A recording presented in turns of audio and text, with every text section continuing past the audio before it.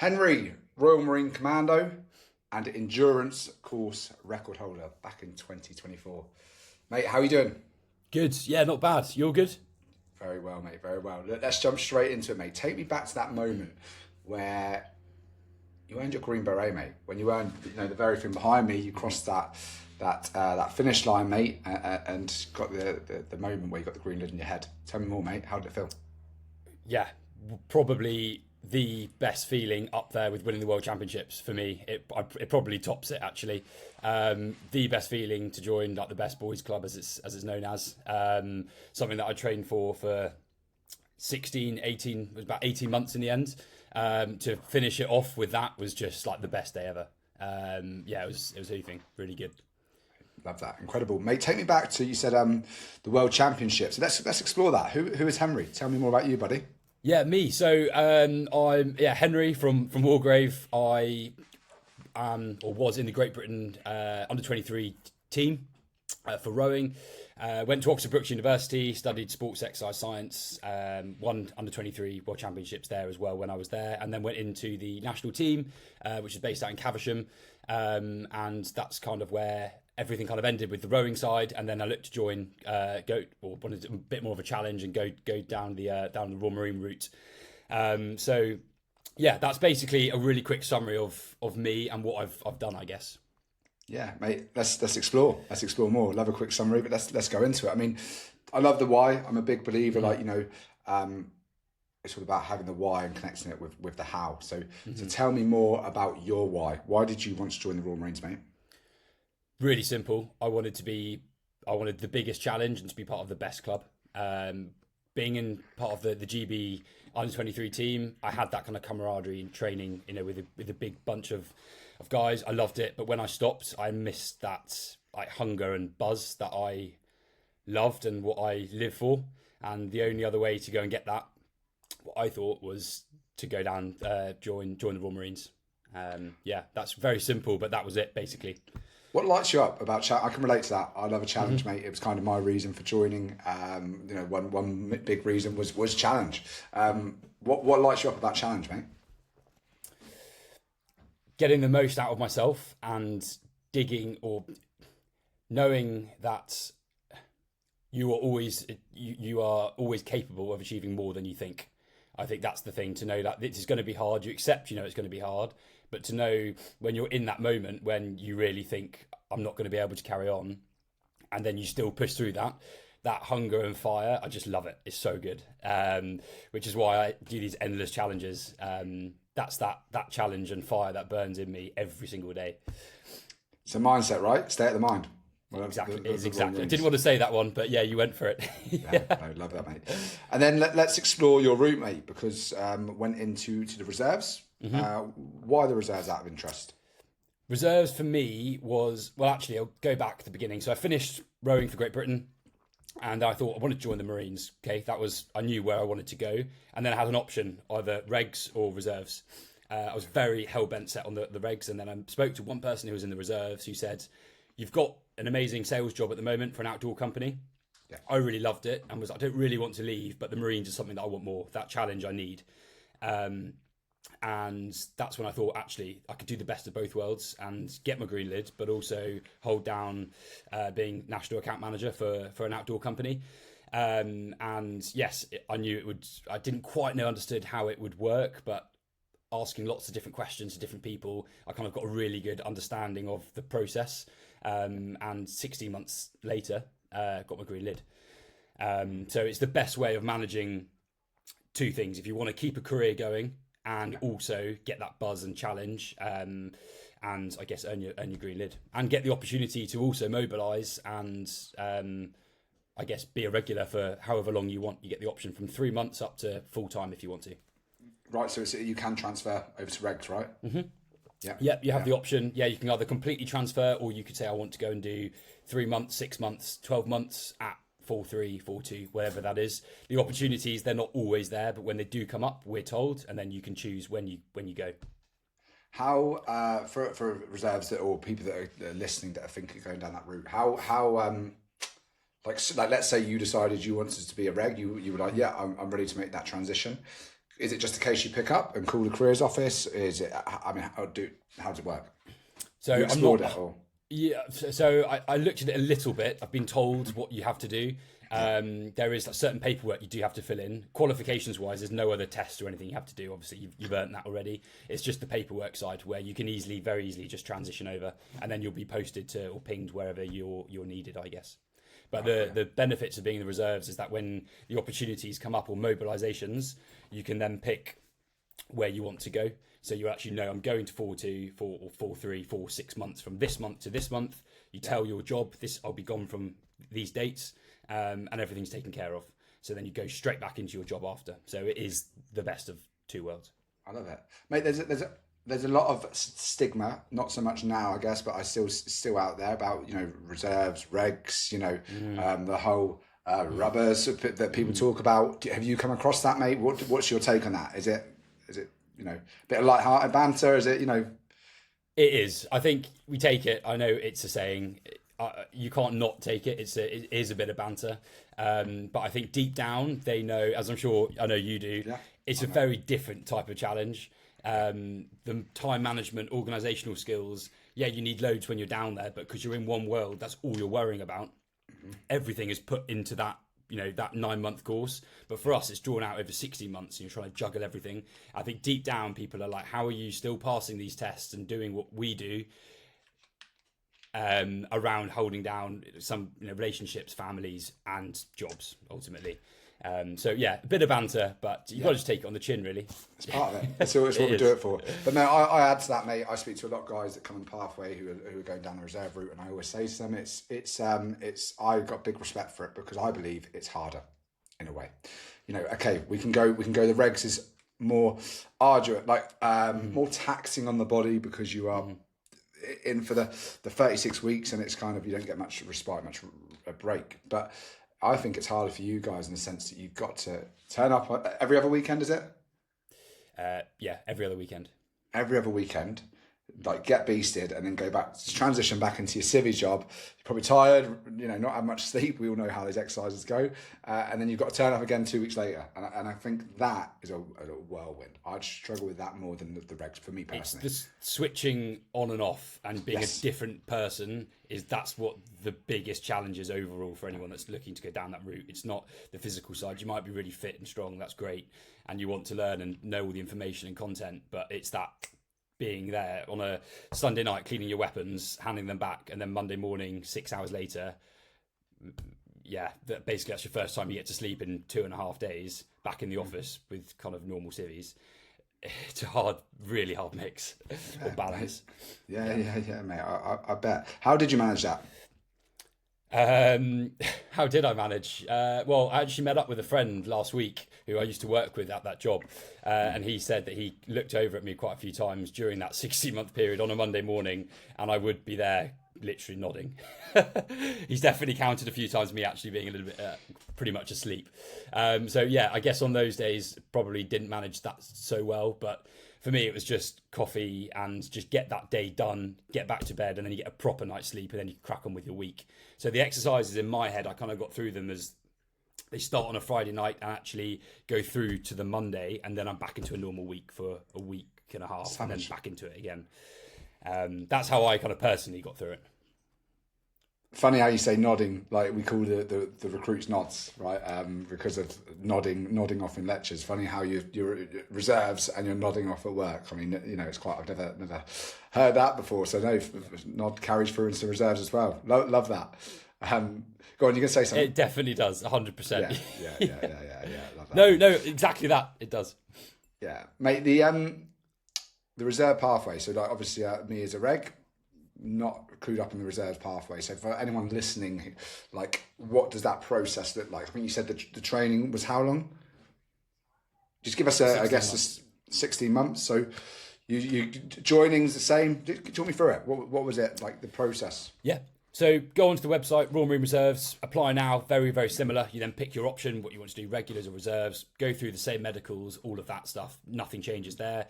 And then for the reserves, there's only one troop a year that goes through training. So if only for regs, I think it's every 2 or 3 weeks there's a new batch that comes through. For reserves, it's once a year. It starts in June. So you do your CPC, and it was the PRMC before, but it's the same thing. You do a 3-day course that is mixed in with the regs there as well. So you go down and do that 3 days of kind of beasting, determination test and the standard kind of tests. And then you will start, basically you then roll straight into your ROP phase, or it's called ROP for reserves, because it takes 8 weeks instead of 4 weeks, which is what the regs do just before. So they've added that extra 4 weeks in. So for us, it takes an extra 8 weeks. So that's June, July, and then into August, September after summer leave. That's when you actually roll into the actual course and actually start your, I guess, phase 1 part of training. So that starts in September, and then you'll finish, I think it's October, the following year. It's a long course. I remember you being on it, mate. You said they start June. Is that for every unit? Because I know every RMR unit's slightly different. Is that right, or is it all? They are. So they start different time.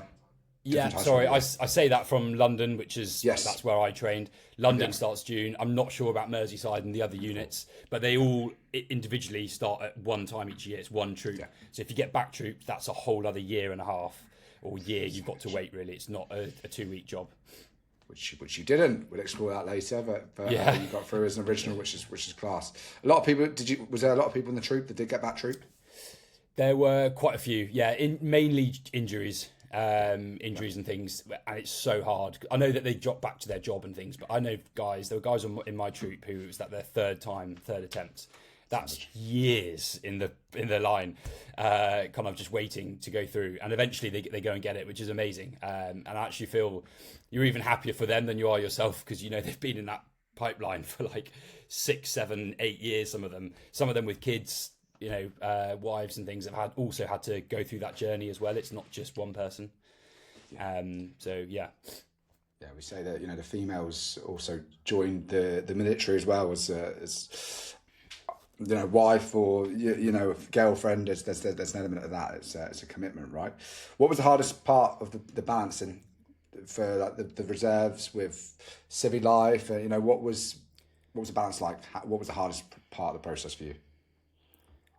The hardest part for me, I would say, was, it sounds really simple and small, but I've always been told to be 5 minutes before a certain time. And when you come back into being in a normal office where timings, I feel like some people don't know how to tell the time properly, but you're there, you've got a meeting starting at a certain time on a Monday. You haven't slept for 2.5 days. There's a meeting at 10:30 planned.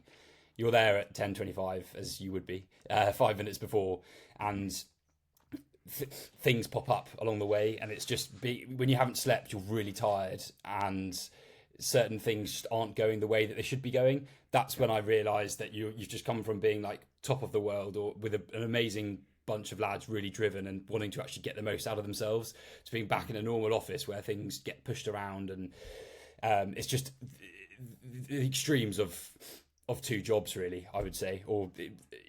I really struggled with that, and it sounds really small, but over that whole time, year and a half, if you've been, you get thrashed for being late or for not doing something right, and then for nothing to happen when someone's late, it's all fine.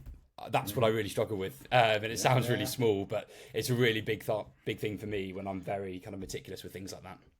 Timings are huge in the Royal Marines. I still live off that today. It's out in Civvy Street. I'm exactly the same. Mine, I think it's doing the small things well carry you. Mm-hmm. Do the small things excellent, and it carries you through into everyday life. And that's just 5 minutes before. The timing is a small thing. Seems a small thing, but actually in the grand scheme of things, it's huge, right? It's gold standard. You it's all about I hear you, mate. Who do you think the reserves route is best suited for? You've got the regs reserves. Who suits the reserves for you? Like what sort of person? Reserves for me, if you've got a job that you are really enjoying at the moment, you love it and you don't want to leave, but you also want to get that little bit more out of yourself and better yourself in every single way possible, and get the green lid. I think it is the best way to tick off the two jobs, which is possible. It's very hard, but you can do it. People do it. So if you already, I'd say really simply, if you've got a job that you really enjoy at the moment and you don't want to leave it, but you also want to be a Marine, that's the way to do it. Don't leave it. If you're undecided at the moment and you're not too sure, definitely go for the regs, because it's another world again that you're going into. But I'm not. The reserves is so good. If you're a little bit older with a family and you want to pick and choose what you do, when you finish training, you can either do. I think we might come into it in a bit, but you can turn it up and do as much as you want. Mobilise for a year, be a regular, or actually think, I'm going to do one weekend this year, or I'm going to do nothing. I just can't do it for 2 years. Drop out. That's cool, and you go back in. It's completely up to you. You get out as much as you put in. Really simply. Flexibility, I guess, is that's sum up one word. You need flexibility. That's the way to go. So yeah, mate, very well put. I think very well put, mate. Let's flip it now a bit. Start with tier 1. So obviously we were a fit boy. You were a fit boy. Let's be honest. Let's not beat around the bush, Henry. You run some insane ultras. You GB rower, but we had a conversation. You jumped on the tier 1 pathway. What was that decision where you thought, I'm going to invest in myself here, which you did? What made you do that? For me, it was being specific with my training. That I wasn't being specific, shall we say. Yes, you said very fit, VO2 max, through the roof, GB rower, running ultramarathons. That does not link up. You think it does. I thought it did.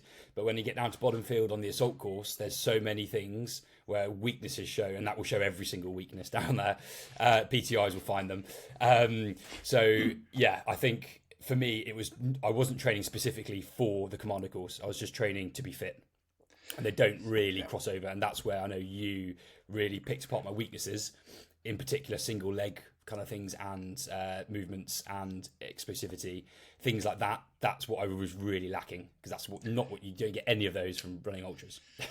Yeah, mate, I'm going to give you. I think you say you're lacking. I don't think you were really lacking, but there's always, I think it's the marginal gains that we talk about. It's like you were fit, you were robust, but could we take it to the next step? I think you alluded to the point earlier, how many people you saw due to injury. You said the main thing people get back trooped was injury, and I think you weren't one of those. You got through as a reg. Not only did we have the specificity, but yeah, I think we just to add to that, I think, because incredibly fit. But I guess the specificity, which is so true. That's what we've mainly worked on around that bottom field. I always say you don't know what you don't know, and what was the biggest shock for you? You were fit, but what was the change in, like, what did you feel like? Where do we impact you on that bottom field during pushing you to those Commando tests? What did we do differently that maybe you weren't doing?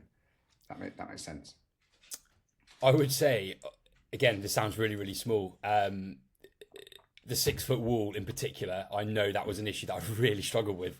When you're loaded up with all that kit, 21 pounds and a rifle, when you're hanging, that 6 foot wall, you say it to someone normal when you're fresh, it doesn't seem that high. But when you get there and you've just done done part of the Tarzan course and you're running around and you're going down to that wall, there were times in practice, like run throughs, that I actually couldn't get over. Yes, I've got that endurance and the completely different kind of muscle fibers that I needed for that course. They came in handy in the 30 miler, but things like that where it's like you really went hard on that kind of explosive movement patterns in the gym, that really managed to pick me up through that. And it's not just that wall. There's loads of moments when that's used. I can remember specifically getting there being like, I can't actually get over this wall, which is quite embarrassing when you think I'm actually really fit, but I can't just get over this wall.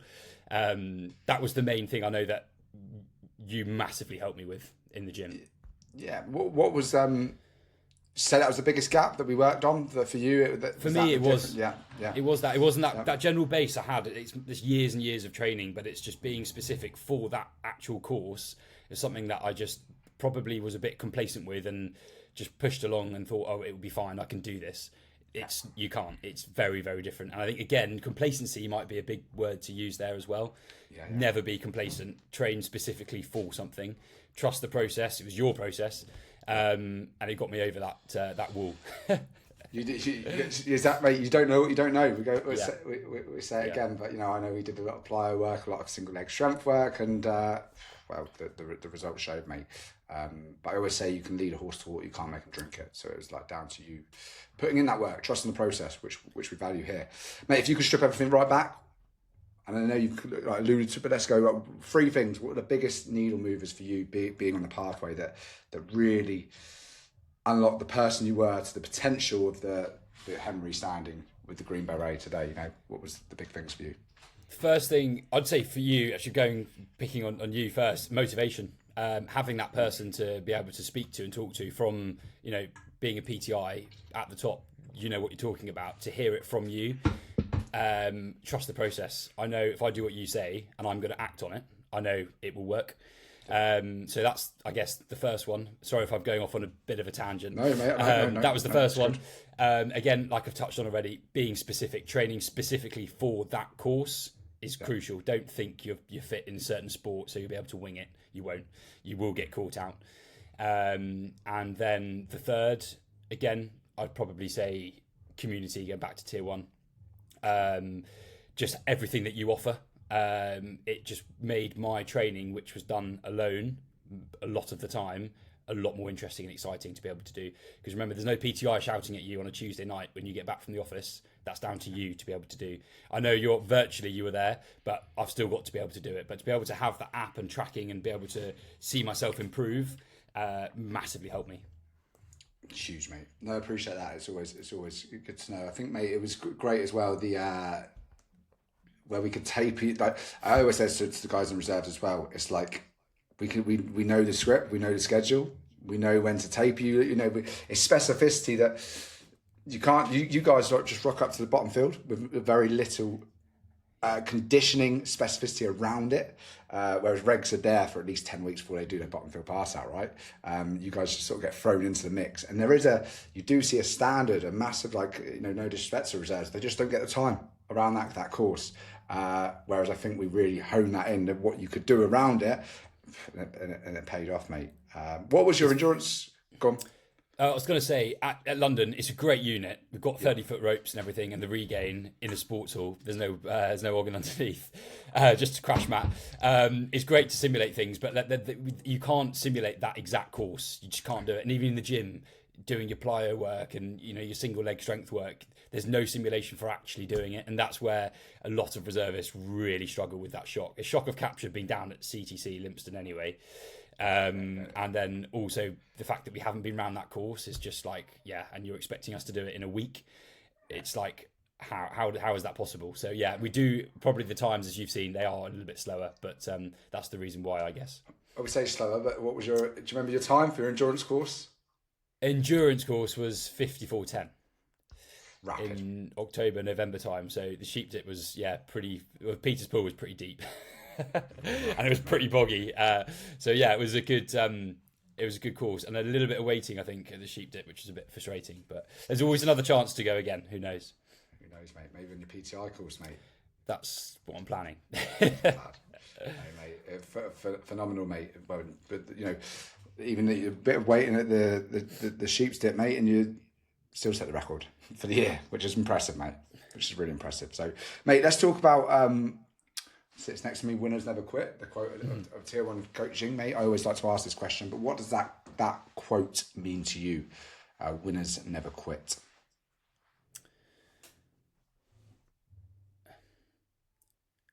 God, this is a really, I just love I'm going to think about this one carefully. Take time. For me, quitting, maybe it's from my granddad, who's a big part of my life. For me, quitting is just never, ever an option. And being a world champion, winning is also the only option as well. So they kind of go hand in hand quite well together. So yeah, basically, for me, I'm just going to put it as that phrase is how I just live life with every single thing that I do. Quitting should never even enter your head, and it will result in you winning. If you never ever accept to fail, fine, yes, but quit is very, very different. To actually give in and say, I can't do something, you'll never win anything. So for me, I love that phrase, and I love that quote that you always go on about, because it's so true. It's simple, and it carries home. It says what it says on the tin or on the wall. I can't really say much more to it. It's just how I live every single day. I've seen it, mate. I know you do as well. I've definitely seen that. You wouldn't be the World Championship rower you are today, and the Royal Marine Commando and everything else you've done. There's plenty of accolades to add to that. So, mate, no, I love that. You summarised it very well, mate. I mean, was there a time, though, that you were in training and you thought, did it ever cross your mind, like, I don't know if this is for me? Was there a moment? Yeah. 100%. I think Take me you there. might be the same. So obviously, I've just left the office. Had a long week in the office. Friday night, get through that night. We don't really sleep. It's like a insurgent yomp. Saturday is just pissing it down the whole day. And then you do your classic wet and dry. And this is December time, the last one before Christmas leave. And your wet kit. That for those that don't know, wet and dry, your dry kit's what you sleep in, and the wet kit is your, I guess, kit that you do everything in, your kind of action kit, should we say. And you've got to change them over when you do get a chance to sleep for 30 minutes. That's when you put your dry kit on, and take your wet kit off. But if it's that cold, it can freeze and get pretty minging. And I remember having to literally kind of piss on it and rip it apart because it was literally frozen solid. Couldn't get my feet in the boots because the laces were like just rock hard. That was the one moment that I've got very close mates who was there with me, a kind of a sense of humour failure there massively, but I got through it. Did my stag, did my hour, and then the rest is history. I kind of forgot about it. It just is part of the process. You have to just do it. Just spend that hour staring at the second hands ticking by. Try not to fall asleep. We've been there, mate. We've all been there. What made you stay in the fight, mate? What was the thing that was like, what made you stay and crack on? You're afraid. Winners never quit. Don't quit. You can't rap now. You're not going to win. You're not going to get that green lid. And at the time in December, it was like, oh, I've basically got another year of this. But I was like, it's just an hour. Get through that hour, and then another hour comes and you'll be moving. You'll be doing something. You'll be back in your dry kit, whatever that is. Just break the process down. It's a big 16 months to kind of get your head around. And if you just break it down into even minutes at a time, depending on what you're doing, break it down into small chunks and bite-sized pieces, and you get through it. Marginal gains, one day, one step at a time, 1% at a time. Mate, love that. Mate, for anyone that's in the same place, maybe they're listening to this right now, maybe they're in training, maybe they're in the reserves, maybe they're sitting there going, oh, I don't know if this is for me, I don't know if I can crack this anymore.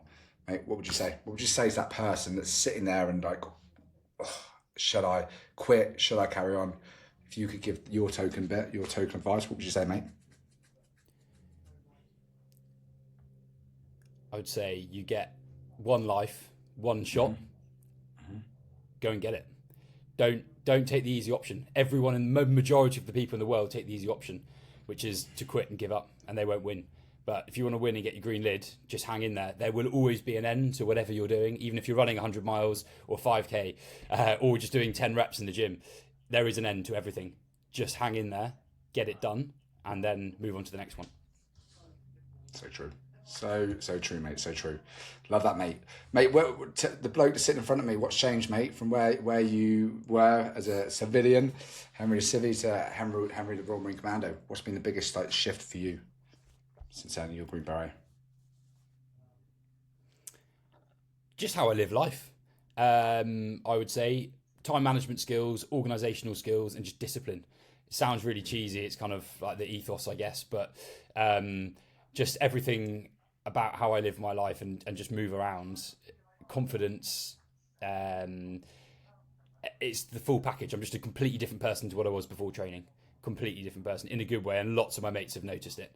Not in an arrogant or conceited way, but in a way that I'm just I go out each day to. I remember someone saying when I got my green lid, earn your green lid every single day. You haven't got it just once because you've done a 30 miler. Earn it every single day. Do what you've done for the last 16 months every day, and you'll have a very successful life. Love that. And your green lid every day. Love that, mate. Really cool. Really cool. If you could say, I'm gonna throw it back at you again though. If you could say let's just go one thing. I know it's so hard because so many things would have changed. But what's the one thing that like really you feel, or maybe your friends have told you, maybe your parents have told you, has changed since you become a commando?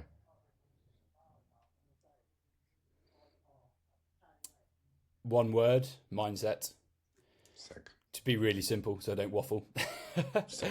No. Mindset, 100%. Being indestructible in the head, knowing that anything in the world is possible. If you break it down to the process, doing the small 1%, you can achieve anything. Sick. What does the next chapter look like for you, Henry? What's next, mate? I know we alluded to it a bit earlier about the PTI side of things. Is that the aspiration? Is that the goal? Tell me what that looks like, mate. Yeah, no, for sure. So going down the reserve PTI course, that would be. I'm really keen to try and get stuck into that, and I guess again push myself to another level, get down on that bottom field and around that endurance course a few more times, and see what I can do down there. Definitely, I think play to my strengths, and that's definitely my strength and passion as well. The sports science side, how the body works. I want to, if I could be able to train a next batch of Royal Marine Reservists coming through, I think that'd be the most rewarding job to have, as I know you've experienced, and I would like to at some point. Yeah, mate, very, very well suited for it, mate. I tell you, yeah. So, have you got a course lined up, mate, or are you in talks? How does it work for reserve PTI? I only know the reg PTI route. So, what about you guys? How does that work? Yeah. So I'm not. I've spoken to the PTI at London at the moment. Yeah. I think there might be a course coming up in October, November time. Cool. I think it's about a month down at CTC Limpston. I know it's not exactly the same, because I know the regs course is very, very long. How long was yours? 17 weeks. 17 weeks. It's yeah. Wow. It's not very long, but it is in the context of the course. It's brutal, mate. It is brutal, but it's great fun, mate. Yeah. How long's yours? 4 weeks, you say? About 4 I weeks. think it's 4 weeks, but again, I don't know exactly everything. I still need to find out. But yeah, mate, we'll do some digging, no doubt. But mate, let's go into some rapid fire question. I love these, mate. If you can summarise just one word, 2 words at tops. Let's go for it. All right. So not much thinking. I'm just going to throw it at you. One habit that's made the biggest difference.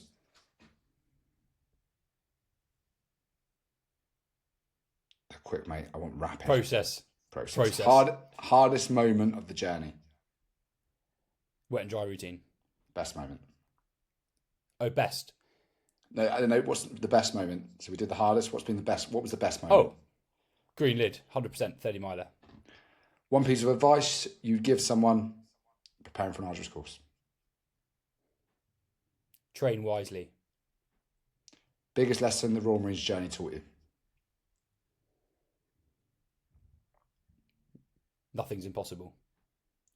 What's the no quitting attitude taught you, mate?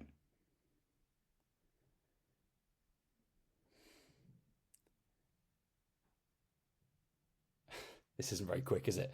It's fine. It's fine. You can say that one again. What's the no quitting attitude taught you? Be the best version of yourself. Love it. Perfect, mate. I'm going to close this out, mate. No, mate. No, it wasn't very rapid, mate. But we got there. We got some one-word answers. I love it, mate. Mate, if someone's listening to this, right, and they've got the dream deep down, but they're not convinced of achieving it yet, what would you say to them? Find your real why. Why do you want to do something? Or why do you want to go down, in this case, for me, the reserve option? What is that why? And find the process on how you're going to achieve it. Do the steps and you'll get it. How cool is that, mate? We start with why and how, and you've just achieved exactly that, mate. I can't agree anymore, mate. I think I always say it, when you've got a why, you just need to find the how. And maybe it's the pathway. Maybe there's another pathway for you. Maybe it doesn't have to be tier 1, but it's hard to find the how that resonates with you, for sure. So, mate, I love that. But what would you say to anyone that's on the fence, right? So they're sitting there. Maybe they've got the why, but they've not got the how. What would you say to someone who's thinking about joining or wants to put their application in for the tier 1 pathway, but they are just on the fence? What would you say to them, mate?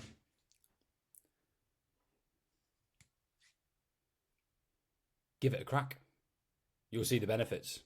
Go for it. Don't hang around. If you're waiting around, that's time wasted. Just jump in, 2 feet in, commit, put the best into it, and you will get the results. Yeah, mate. Love that. Mate, I'm going to close this one out, but for me, mate, big respects for the time you went through the reserves. It was a long process.